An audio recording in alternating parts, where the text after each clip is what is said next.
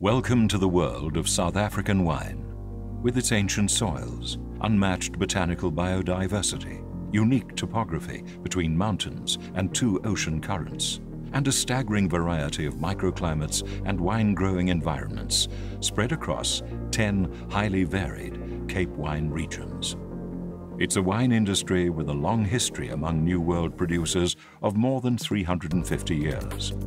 Today, it's a global leader in best wine practice in terms of traceability, sustainable production, and ethical and environmental certification, which is supported by top enological science, research, and innovation, and a well-established Viti and Vini cultural training and qualification infrastructure.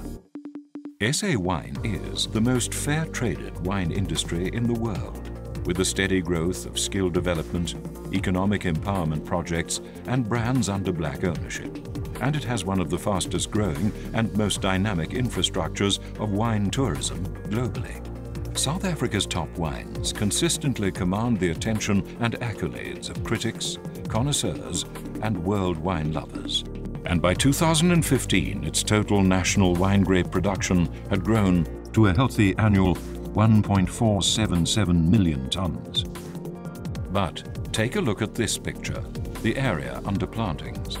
Slowly declining since 2005. By 2015, 2017 plummets suddenly. Producers are uprooting vines. And this alarming trend continues. We do think if we extrapolate that graph, we will fairly soon uproot another 10,000 hectares, which is 10%.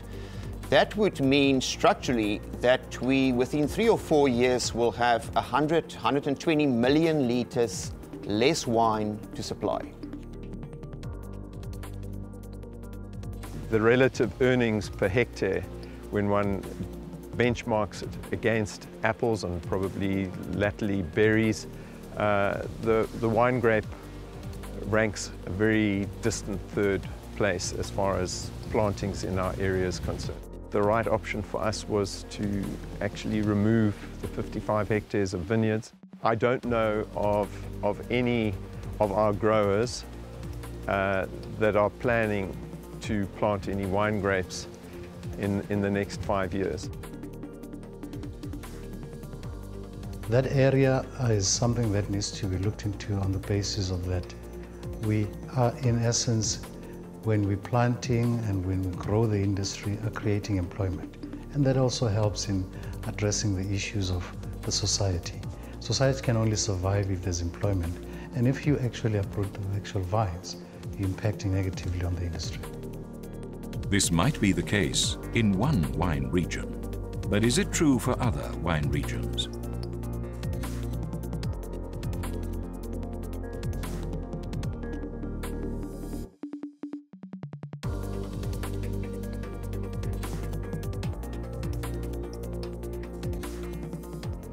I farm in the dry area. I'm at Paardeberg. It's between Paarl and Malmesbury. Fortunately for me, I've years ago specialized in specific grapes for my specific area. That has helped me up till now, but even I am now under severe pressure as well. And with me, you can see a lot of people around me under pressure. You see a lot of people taking out vineyards, not renewing, going to other crops, trying something else. We are not making money, to put it in simple terms. And because we're not making money, we cannot expand, we cannot grow, because year after year we are actually shrinking just a little bit, shrinking a bit more, shrinking a bit more, under pressure, financial pressure. More than 50% was young girls that studied it, and it's really enlightening to see that. But if they all end up in the end in a really good job, that's something different. I can question it, the reality of it. I probably think it's not the case. But what exactly is the extent of this financial pressure on wine producers? I don't think you start with this industry to go in it for the money. You do it for the passion. Research by Vinpro indicates that only 14% of the 3,100 producers are actually sustainable in terms of their profit. The more scary number is the segment in red, which means that 35% of producers are totally unprofitable, loss-making. And it's that segment where we found that we lost a third of the producers over the last 10 years. But why this massive decline in profitability? Could it be due to climate change and drought? And yes, the drought is a crisis and a major concern, but it's compounding the problem, certainly this harvest, with most yields down 25%. But the lack of economic viability is a fact before this drought hit us like it has now. Maybe it's about lack of government support. And I go to Asia and I see the huge investment the Australian government are making behind the wine industry. Yes, we don't get government support, but please appreciate the government's predicament. We have huge social issues. We need clinics, we need schools. But yes, we have to uplift our workforces, we have to invest money in education projects. Perhaps at brass tacks, it all boils down to producer return on investment, or the lack thereof. The challenge we have is that survey indicates that the average return is less than 1%. Our producers are world-class. How do they survive with 1%? That is just not sustainable. It needs to be up at close to 8 to 10%. If you look at other enterprises in agriculture, they're doing 15 to 20%.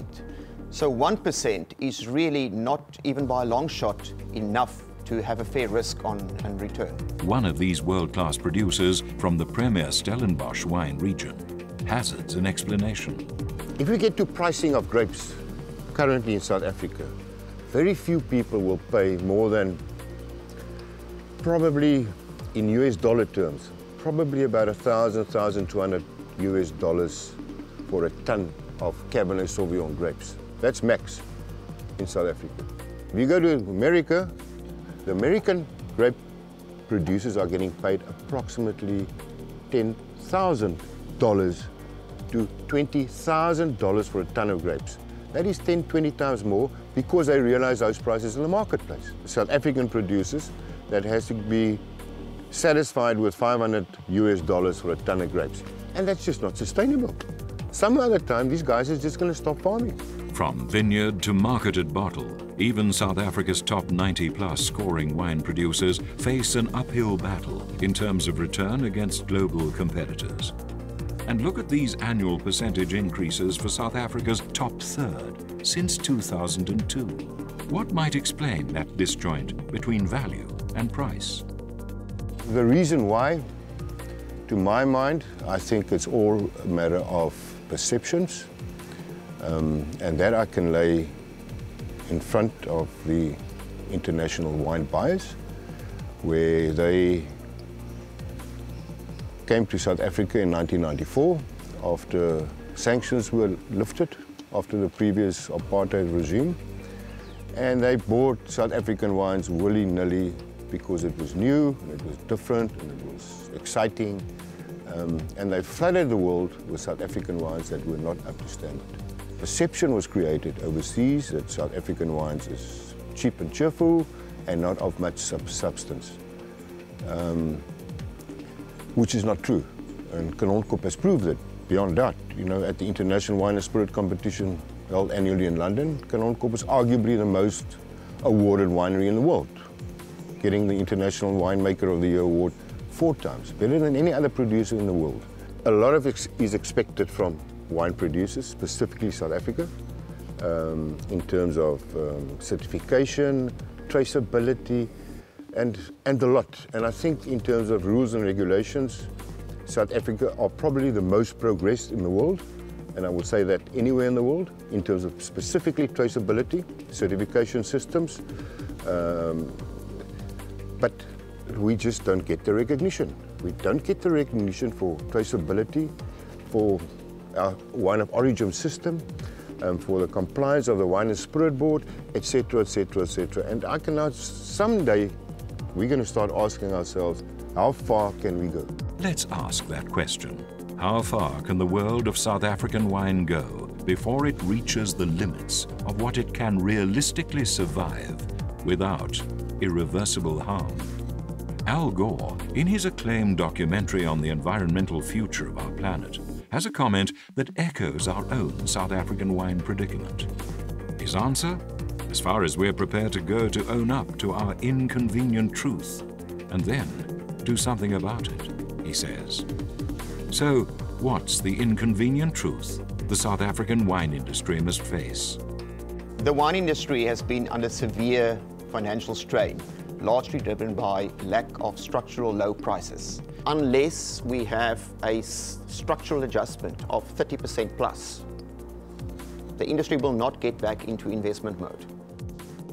I think advent of democracy has brought in what has been a thinking and the philosophy around transformation, and that on its own speaks to what would be an approach to bringing those who are previously disadvantaged into the mainstream of the economy, but also the mainstream of the wine sector specific. And the fact that these challenges that are faced by the industry around lack of profit, lack of being able to sell wines at prices that are conducive for them to be able to plow back to the community is a concern. And most of all, what is important in all of this is that initiatives that are started in terms of trying to redress the imbalances of the past are negatively impacted by this lack of profitability, because obviously businesses cannot pay their laborers the ideal wage that they're looking for. And therefore it's something that needs to be considered in terms of that whatever, when we go out to exporting and selling wine, it speaks to how it will actually impact and plow back into the communities. These are things that investors should take into account, and what is important to have them come on board so that it speaks to progress that is actually looked into. And the inconvenient truth for the South African wine buyer. The fact is, we need to double it up. Otherwise, in our industry, we're not going to be able to contribute to the people that really, really need it. I think that recognizing the need to reprice South African wines domestically and internationally is something that's long overdue. Okay, one of the key questions that I suppose has changed dramatically in the last 20 to 30 years is that with the re-entry of South African wine into world markets in the early 1990s, the world was getting a taste of South Africa that really was co-op quality wine. Now what we've seen is an industry with young Turks, young guns, but they've come in with real passion. They found the top sites, they found great old vineyards, and they're making wines there that compete with the best in the world. If you look at the performance of South African wines in international competition, and where South African wines now win the majority of trophies in absolute terms in the Six Nations Challenge, and are certainly very visible amongst the trophy winners in all those other competitions, it's very clear that the best South African wines compete comfortably with the world's best. And that's an objective measure.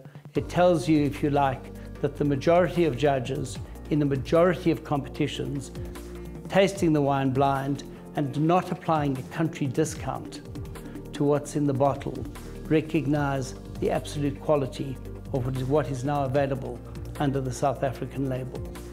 We're watching an attrition in South African vineyards, and it's a process we've seen for at least 5 years, so that finally it will normalize at a point. But the best estimates we have is that we will be 20 to 25% down on the national vineyard of 2010. And most of that attrition will be in quality vineyard. There's always a customer for something, the very bottom end of the market. It's when what you have is really refined and it is under recovering economically that the cost of replacing it is too high and the cost of farming it finally becomes exorbitant.